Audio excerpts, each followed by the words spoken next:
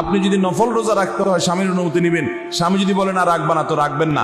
আপনি এখন কোরআন তেলাওয়াত করছেন, আপনার স্বামী বলছেন না এখন করিও না, আপনার জন্য এখন না করাটাই হলো ইবাদত। হলো আমার স্বামী একাধারে হাফেজ, মৌলভী এবং হাজি। আমি আমার স্বামীর সকল দায়িত্ব পূরণ করার পরও মাঝে মধ্যে ঝগড়ার সময় উনি আমাকে বলেন তোমাকে আমি কোনো দিনও ক্ষমা করব না, আর আমি প্রতি সোম বৃহস্পতিবার রোজা রাখি, ওগুলো নাকি কবুল হবে না। আর ঝগড়ার সময় মা বাবা ও বংশধরে বেশি গালাগালি করে, এ বিষয়ে ইসলামী শরীয়ত কি বলে? দেখেন, স্বামী স্ত্রীর এ সমস্ত নালিশ আমার কাছে যেগুলো আসে, এগুলো আসার পর আমি বেশিরভাগই দেখেই বুঝি যে এক পক্ষের কথা শুনে আমি আসলে পুরো ঘটনা সম্পর্কে জানা কঠিন হবে। ভদ্র মহিলা তো এটা বলছে, এখন ভদ্রলোকের বক্তব্য শুনলে বোঝা যাবে আসল কাহিনীটা কি। তারপরও আমরা প্রশ্ন অনুযায়ী জবাব দেব, যতটুকু শুনছি ততটুকুর উপরে ভিত্তি করে আমরা বলতে পারি। প্রথম কথা হলো, মাঝখানেরটা থেকে বলি, কোন নারী তার জন্য আল্লাহর জমিনে আল্লাহর ফরজ কাজগুলো করার পর, হারাম কাজগুলো থেকে বাঁচার পর সবচেয়ে গুরুত্বপূর্ণ আমল হলো স্বামীর আনুগত্য করা, নিজের চরিত্রের হেফাজত করা, পর্দা পশিদা করা। এর চেয়ে গুরুত্বপূর্ণ কোনো কাজ মহিলাদের জন্য আর হতে পারে? 4 কাজ করলে নবী সাল্লাল্লাহু আলাইহি ওয়াসাল্লাম মেয়েদের জন্য জান্নাত সহজ হওয়ার কথা বলেছেন। এর ভিতরে একটা হলো এই স্বামীর আনুগত্য করা। ইযা সাল্লাতিল মারাতু খামসাহা ওয়া সামাত শাহরাহা ওয়া আতাআত যাওজাহা ওয়া হাফিজাত ফারজাহা, এই 4টি কাজ যখন করবে জান্নাতে যেতে পারবে মেয়েরা খুব সহজে। এর ভিতরে একটা হলো স্বামীর আনুগত্য করা। এখন এই আনুগত্যের অংশ হিসেবে আপনি যদি নফল রোজা রাখতে হয় স্বামীর অনুমতি নেবেন। স্বামী যদি বলেন না রাখবা না তো রাখবেন না, আপনি রেখে যে সওয়াব পাইতেন স্বামী নিষেধ করার কারণে যে রাখলেন না, তার চেয়ে বেশি সওয়াব পাবেন। সওয়াবের কমতি হবে না, আপনি মন খারাপের কোনো কারণ নাই।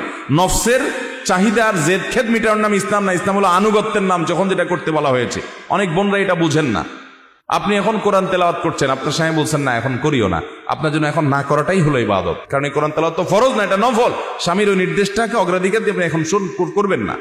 হ্যাঁ, যদি এমন হয় স্বামী কখনোই করতে দেয় না, সব সময় বাধা দেয়, নামাজই পড়তে নিষেধ করে, তাহলে ওই কথা শোনা যাবে না। লা তাআতা লি মাখলুকিন ফি মাসিয়াতিল খালিক, আল্লাহর নির্দেশ লঙ্ঘন করে পৃথিবীতে কারো নির্দেশ মানা যাবে না।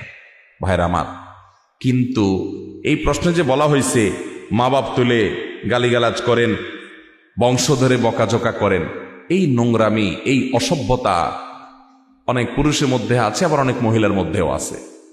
মা বাপ তুলে বংশ তুলে গালিগালাজ করা আছে না নাই বলেন?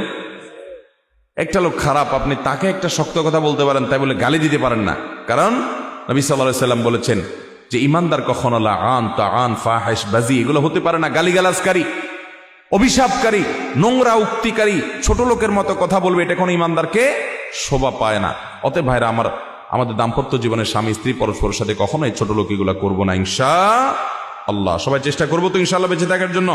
আল্লাহ আমাদের তৌফিক দান করুন। ঝগড়া হতে পারে, দেখেন ভাই, একসাথে থাকলে দুইটা পাতিল যদি একসাথে থাকে টুনটান বাঁধবে না? দুজন মানুষ একসাথে থাকলে হবে। আপনি আমি কে? আরে নবী করিম সাল্লাল্লাহু আলাইহি ওয়াসাল্লাম নিজে উম্মুল মুমিনিনদের সাথে অভিমান করে মসজিদ থেকে আর বাসার দিকে যান না। ওমর রাদিয়াল্লাহু তাআলা আনহু যায় মধ্যস্থতা করে তারপর মিটমাট করছেন।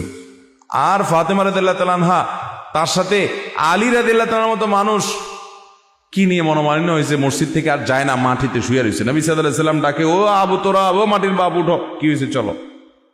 তাদের সংসারে যদি হয়, আমাদের সংসারে হতে পারে কি পারে না বলেন? আরেক সংসারের একটা মেয়ে, আপনি আরেক সংসারের ছেলে, একসাথে থাকতে গেছেন, মনোমালিন্য হবে, এটাকে মেনে নিয়েই চলবেন। সবসময় যুদ্ধ ভাব দেখায় চলবেন না। বিশেষ করে আমি সবসময় বলি, সংসারে যদি শান্তি চান পুরুষরা, সব জায়গায় মাতবরি চলে না, বইয়ের কাছে বিড়ালের মতো হয়ে থাকবেন। সব জায়গায় মাতবরি দেখাইতে যাবেন না, একটু বেকুব ভাব নিয়ে থাকবেন, বুঝছেন নি? বেকুব ভাব নিতে বলছি, বেকুব হইতে বলি নাই। বেকুব ভাব নেওয়া এক জিনিস, আর বেকুব হওয়া আরেক জিনিস। ভাবটা এমন নিবেন যে আপনি কিছুই বুঝতে পারেন না, হ্যাঁ হ্যাঁ তাই তো, আরে তাহলে আমার দ্বারা ভুল হয়ে গেছিস, সরি আমি আসলে কিচ্ছু বুঝি না, এরম ভান ধরবেন, তাহলে দেখবেন সংসারে শান্তি চলে আসছে। আপনারা এসে বলবে তোমার মা কি বলছে জানো, তোমার ভাই এত বড় সাহস, এত বড় স্পর্ধা। বেকুব ভাব ধরবেন সাথে সাথে। পারলে ওদেরকে দমন করেন, ঠিক আছে, কিন্তু মহিলার সামনে তখন আবার যুদ্ধ লাগাই দিয়েন না। বলেন যে হ্যাঁ ঠিকই, এই ছেলে তো এরকম বলতে পারে না, অন্যায় কথা, হারে কি করা উচিত, কি করব আমি, এমন একটা ভাব নিবেন যে আপনি আসলে দুর্বল। তখন বলবে কি, আমার স্বামীটা মানুষ ভালো কিন্তু বেকুব। ব্যাস, সকল মামলা দেখবেন কালাশ হয়ে গেছে। বুঝতে পারছেন? এই জন্য ভাইরা আমার, স্বামীরা স্ত্রীদের সাথে কথা বললে কখনো ছোট লোকের মতো বাপ মা তুলে কথা বলবেন না। হাজার হাজার স্বামী আছে দেশে, হাজার হাজার স্বামী, মেয়েদেরকে বাপ মা তুলে কথা বলে, কত কষ্ট পায় তারা, একমাত্র আল্লাহ তাআলা ভালো জানেন। আল্লাহ আপনার ঘরে একটা মেয়ে দিলে ও তো আরেক ঘরে যাবে, আরেকজনের কাছে যাবে, তখন বুঝবেন যে কষ্ট দিলে আপনার কাছে কেমন লাগে। এজন্য কখনো অন্যের মেয়েকে কষ্ট দিবেন না, আপনাকে আল্লাহ মেয়ে দিতে পারেন, চেষ্টা করবেন তো ইনশাআল্লাহ। আমরা দাম্পত্য জীবনে দেখেন হাদিস ওইটা সবসময় মাথা রাখবেন। নবী সাল্লাল্লাহু আলাইহি ওয়াসাল্লাম বলেছেন, খায়রুকুম লিআহলি ওয়া আনা খায়রুকুম লিআহলি। তোমাদের মধ্যে সবচেয়ে ভালো মানুষকে, এই যে মাহফিলে এতগুলো মানুষ, আপনাদের পুরো মজলিসের মধ্যে ভালো মানুষ কারা? ভালো মানুষের ক্রাইটেরিয়া কি? যে মানুষগুলো বিবাহিত তাদের মধ্যে ভালো মানুষ হলো যার বউয়ে তারে বলে যে আমাদের আব্দুল্লাহর বাপ, আমাদের লিটনের বাপ, আমার স্বামী, এই লোকটা তার মতো মানুষ হয় না, আমি তার উপর অনেক খুশি। ব্যাস, আপনি একেবারে 100-তে 100 ভালো মানুষ। কথা কি বুঝাতে পারছি?